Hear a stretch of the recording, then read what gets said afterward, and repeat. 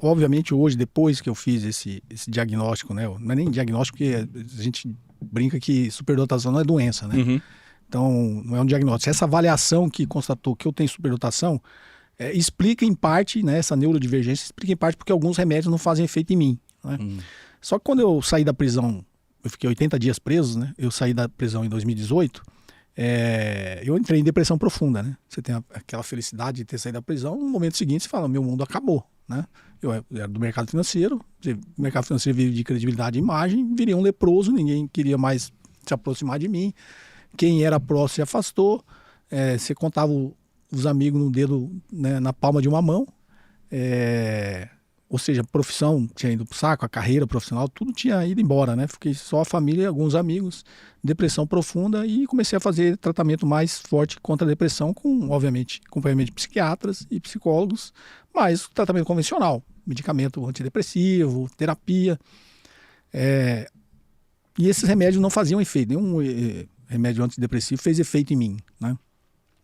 E aí em 2021, a minha terapeuta, minha psicóloga, ela é até famosa, autora de vários livros, ela me indicou um filme que chama A Sabedoria do Trauma. Não sei se você já assistiu, chama Wisdom of Trauma. Depois você assiste, se não me engano tem na Amazon Prime, naquela Aquarius, que tem só filmes, que os filmes sobre psicodélico tá tudo nessa Aquarius. Sim. Do um professor que chama Gabor Maté, chama A Sabedoria do Trauma. Nossa, esse filme é um documentário, né? Não é um filme, é um documentário muito bom. E é um cara que se especializou a tratar viciados, né? Em drogas no Canadá. Ele passou muito tempo no Canadá. E ao longo desse documentário mostra ele usando a ayahuasca, né? No final com doentes terminais de câncer. Sim. É um documentário muito bonito. Depois você assiste, você vai gostar. Aí ela me indicou isso, eu assisti, me interessei, né? Chamei minha esposa, que é psicóloga, é muito estudiosa também, ela gostou também, e aí nós fomos atrás. Foi até uma coisa que eu falei assim, eu gostaria de tentar, né? Já que nada fazia efeito em mim, eu gostaria de tentar. E aí existem grupos de pesquisa, existem estudos avançadíssimos já na Universidade Federal do Rio Grande do Norte, né? E eu traduzi um manual de Yale, porque já existia estudo muito avançado nos Estados Unidos, na Universidade John Hopkins e na Universidade Yale, com protocolos, manuais. Se pegar na internet tem até os vídeos das pesquisas que eles faziam, né? Eles já tinham essa psicoterapia assistida por psicodélico. Sim. Só que veio a Guerra do Vietnã, você sabe que eles associaram, né, o LSD com a contracultura, com os protestos contra a guerra, e o Nixon foi lá e isso aqui é droga nível máximo, proibiu, cortou todo o investimento e financiamento das universidades que estavam fazendo essas pesquisas e suspendeu tudo.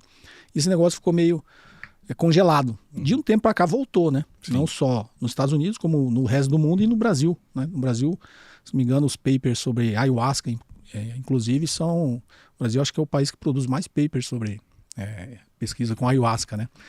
E aí tem muita gente séria pesquisando isso, mas a gente sempre fala que, assim, lá atrás, quando o governo americano suspendeu, é porque o pessoal começou a usar de forma recreativa.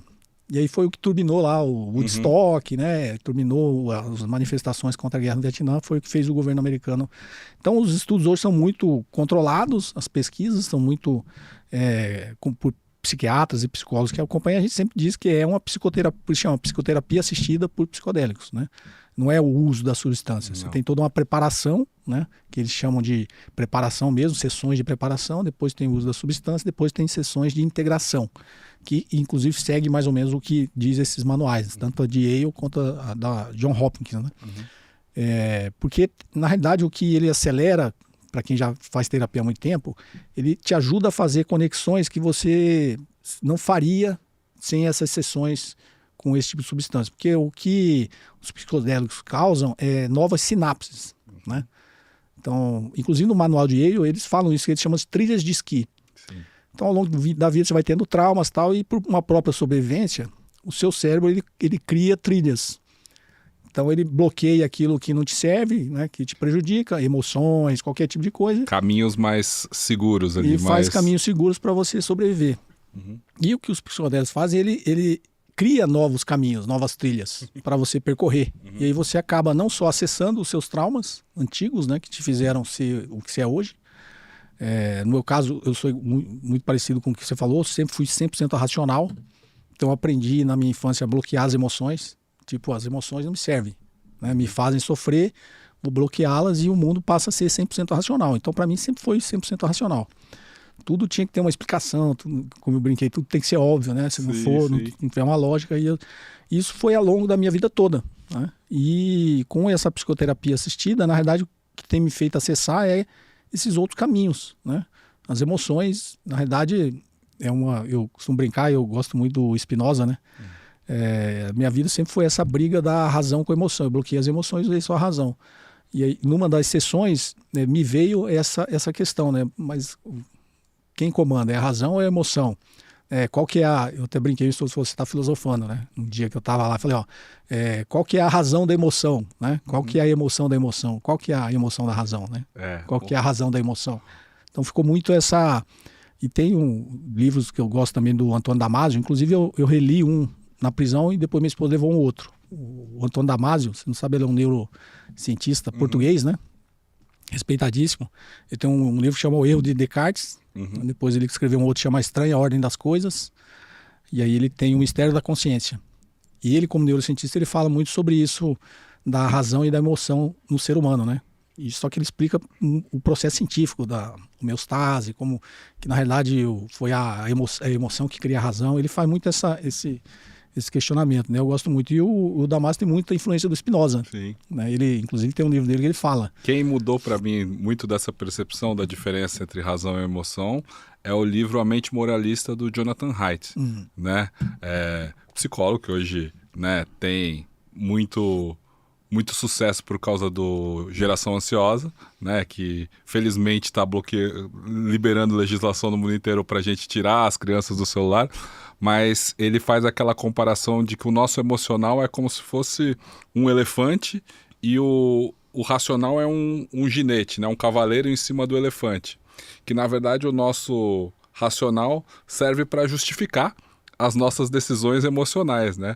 O cavaleiro está só posicionado em cima do elefante, mas não é ele que decide se vai para a esquerda, se vai para a direita, o caminho, né? O elefante tem a vontade própria e o nosso racional está trabalhando o tempo todo para justificar nossas emoções. Exatamente. E quando eu vejo o mundo em que as pessoas respondem cada vez mais com emoção, né? E estão principalmente na rapidez do digital com emoção, o Mente Moralista explica muito isso, né? Porque o subtítulo é Por que as pessoas brigam por religião, política, né? Você acha que é isso também? O seu racional serve para encontrar as justificativas para o seu emocional?